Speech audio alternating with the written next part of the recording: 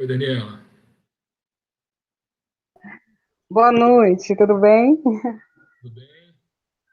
Tudo bem, graças a Deus. Já estamos ao vivo? Estamos. Aqui no Palco Include não tem aquela contagem regressiva, né? Que a gente fica preparado quando vai entrar. Então, boa noite a todos. Eu sou Márcio Pereira, secretário de Desenvolvimento e Inovação do Estado de Goiás. Deixa eu colocar aqui a minha tela.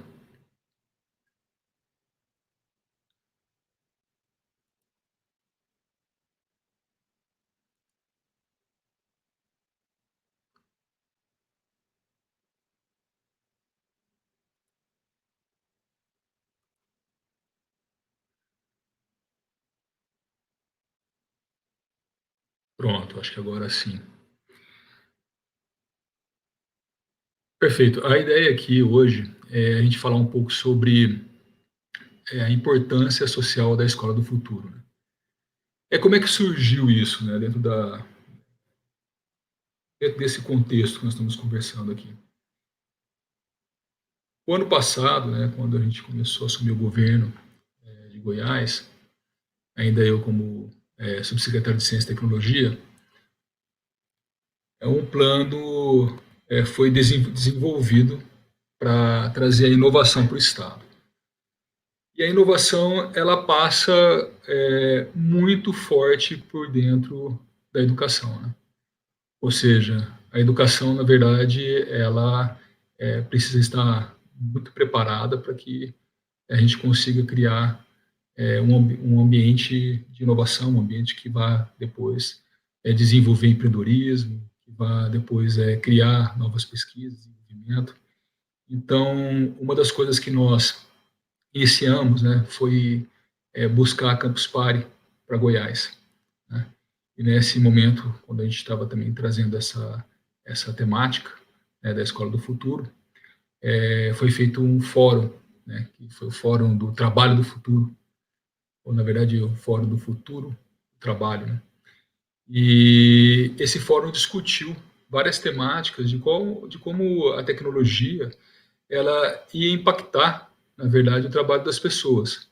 E aí várias pessoas entraram dentro desse fórum para pensar a melhor maneira, né, que poderíamos fomentar, criar e estruturar uma política pública que viesse a desenvolver melhor o cenário de educação, de uma preparação para o Estado para esse futuro que estava por vir. Nesse cenário, então, quando nesse compromisso, nesse termo que foi assinado até no fórum, começamos um trabalho para desenvolver a Escola do Futuro e também para inserir laboratórios includes em áreas vulneráveis. Aí essa questão ela trata muito como você consegue em lugares que as pessoas nunca tiveram nenhum acesso a uma tecnologia mais recente, a uma inovação, e você coloca eles em frente de um laboratório que vai prover, né, essa oportunidade. Então, junto com o laboratório, também a escola seria assim, uma ferramenta maior, né, e várias coisas poderiam ser desenvolvidas dentro dela. Então, assim, falando um pouco mais, assim, entrando dentro da questão da escola do futuro, vou dar uma visão aqui mais ou menos do que nós pensamos, né, de estrutura. O Estado tem uma rede tecnológica, né, de ensino tecnológico, que é chamada ITEGO, né? Essa rede ela abrange assim vários municípios, ela tem uma estrutura fantástica, né, que além de existir grandes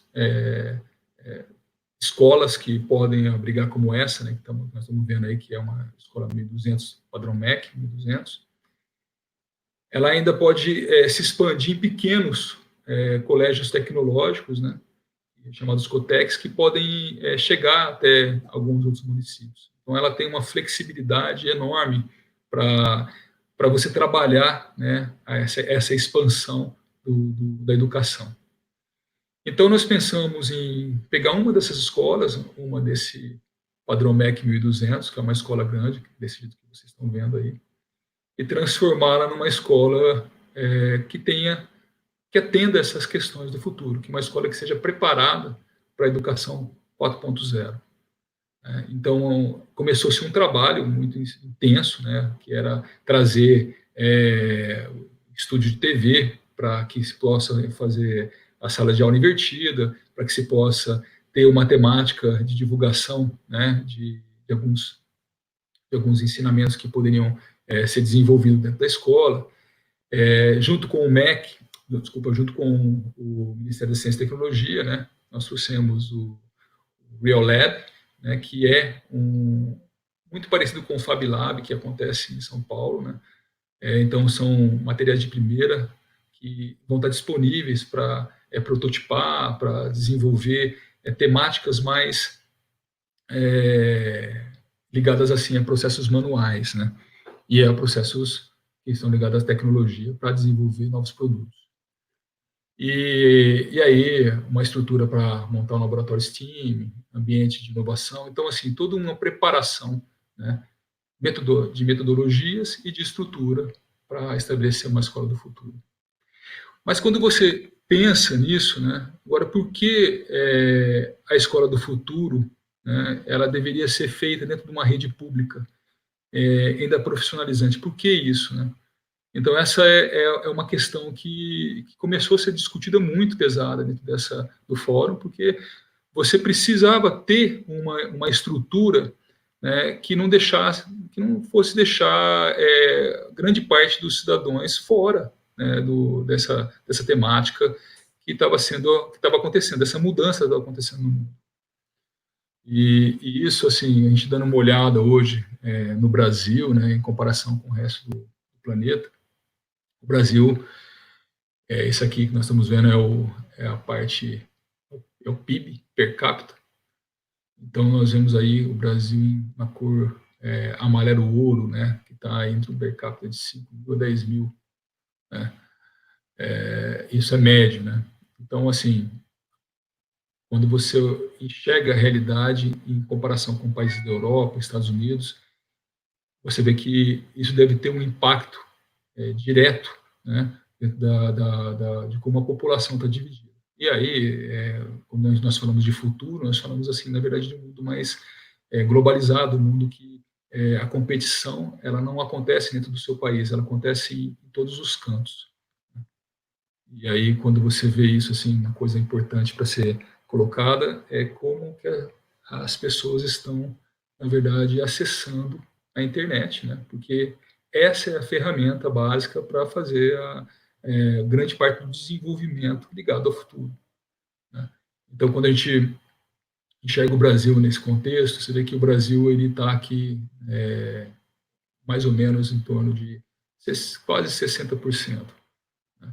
Eu tenho um dado aqui um pouco que compara alguns países, né? Isso aqui é uma visão global, mas essa próxima aqui dá para ver bem aqui no dado de 2017, como o Brasil ele está em relação a outros países. Agora você vê a China, por exemplo, que tem uma quantidade de pessoas muito grande, né, e ela tem uma diferença grande também do interior com as capitais, com a capital e com lugares mais desenvolvidos, né?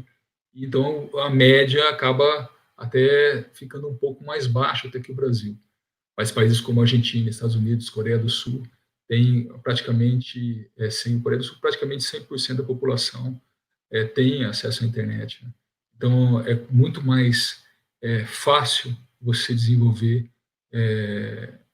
assim, essa educação, esse trabalho, né, com as metodologias para atender ao trabalho do futuro. Né? E aí, no meio de toda essa situação que nós estamos passando, né, a gente deparou com o processo do coronavírus, né, essa pandemia que atacou o mundo inteiro.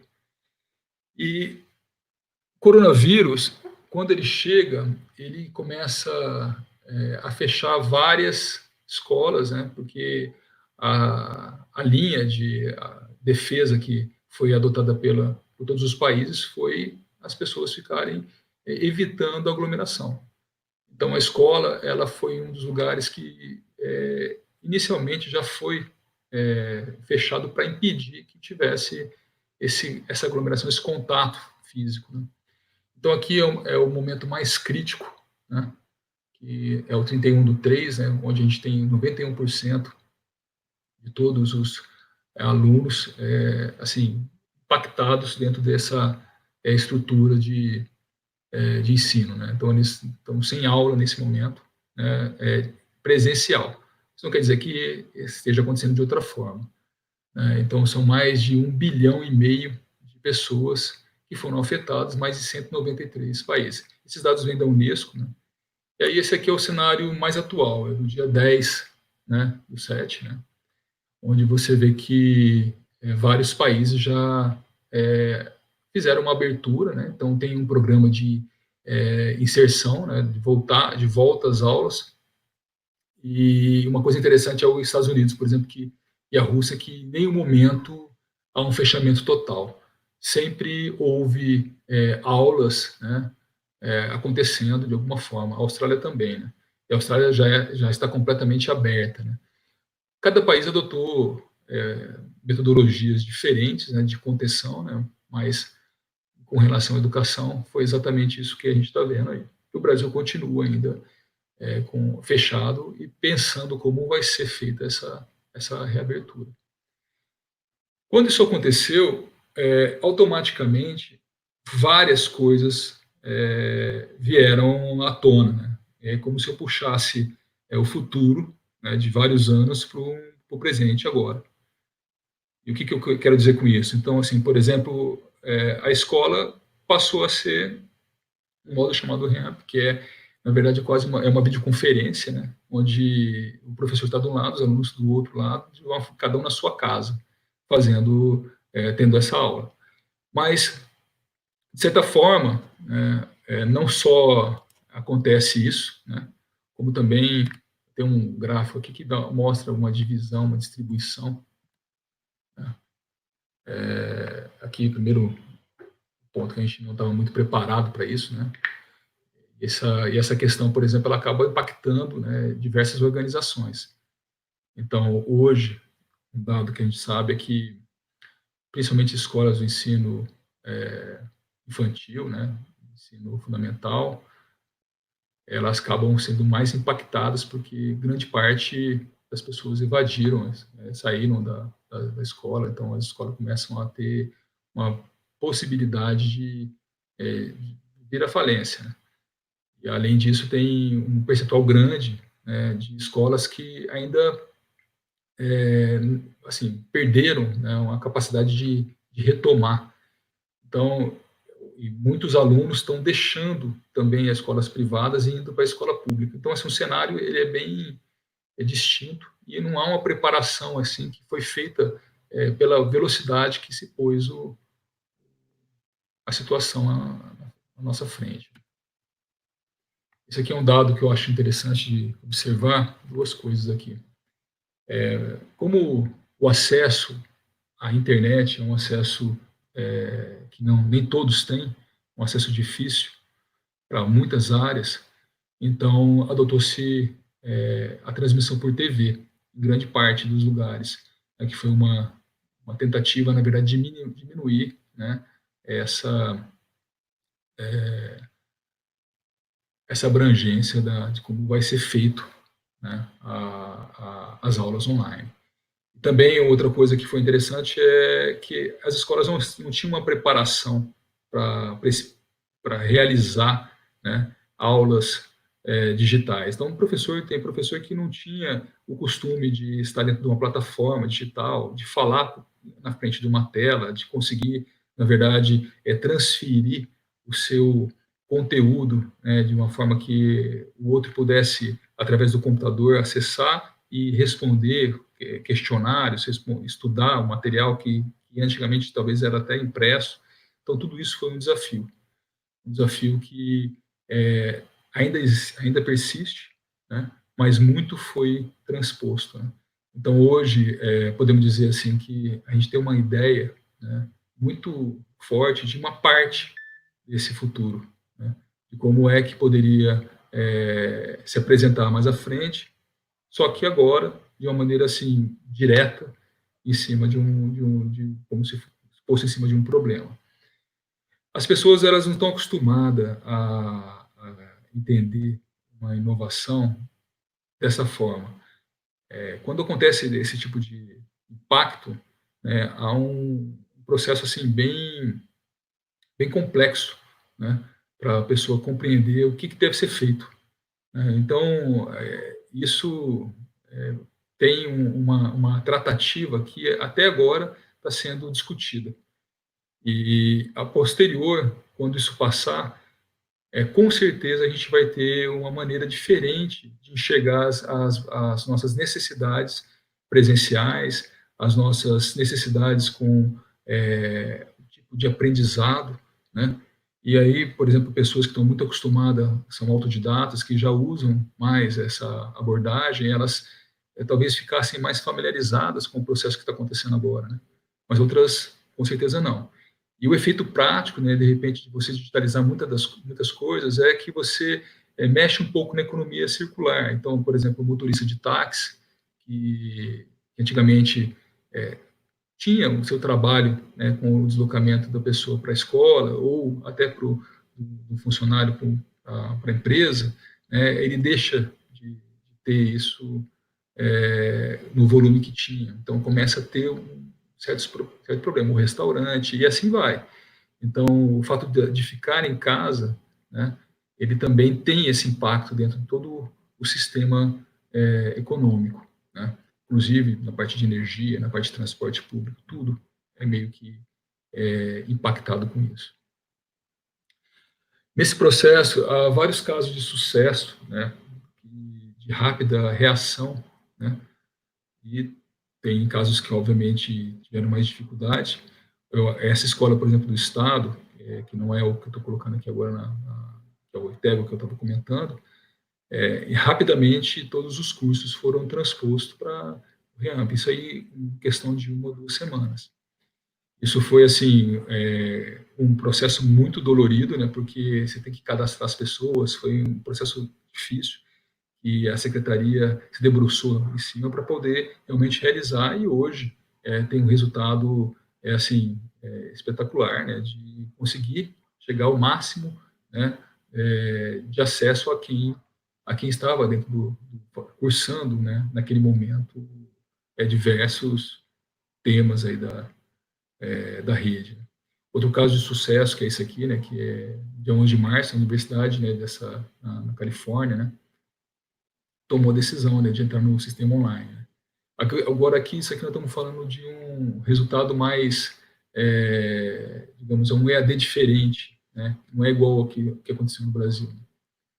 Então nós temos aqui processo também muito parecido, né, que de 2 a 5 dias, né, foi feito o processo de tornar a universidade online. Então, vários alunos passaram de um dia para o outro a não frequentar mais a escola, né? E tudo ser feito de uma maneira que pudesse suportar aquilo que estava sendo entregue pela universidade. Isso aqui é uma projeção de como caminha, né, o ensino, né, como que, na verdade, as pessoas estão relacionadas à educação, né, como elas vão mais adiante estar ou não dentro do processo educacional. Nesse caso aqui, você vê que em 2050, praticamente, né, se espera que o Brasil ele esteja atingido 100%, né, praticamente 100% da população tenha passado por um processo de educação, né? E isso praticamente acontece em vários países, né, mais desenvolvidos. Outros, como Nepal, Laos, Nigéria, isso não deve acontecer dessa forma, né? E quando você compara, de repente, a maneira que é distribuído esse ensino, né, Você vê que de um lado eu tenho a Rússia, né, e do outro lado eu tenho o Brasil. E você vê que existe uma distribuição diferente entre o ensino primário, secundário, né, e o tipo, pós-secundário, né, que seria muito mais hoje, né, exercido dentro da universidade na Rússia do que acontece no Brasil. Mas o Brasil caminha para um aumento desse volume de pessoas ligadas à universidade, a ensinos que vão já assim, profissionalizantes, né? E aí entra um processo de discussão de qual é a melhor maneira, né, de você pensar esse ensino do futuro, né? Qual a melhor maneira de você pensar essa educação. Isso aqui é um trabalho feito pela Gartner, né, é, que é um estudo que aponta os possíveis cenários em 2030, principalmente para o ensino superior. Então, eu tenho aqui um cenário que eu tenho duas forças, dois eixos que são principais. Um é a influência da inteligência artificial dentro do processo.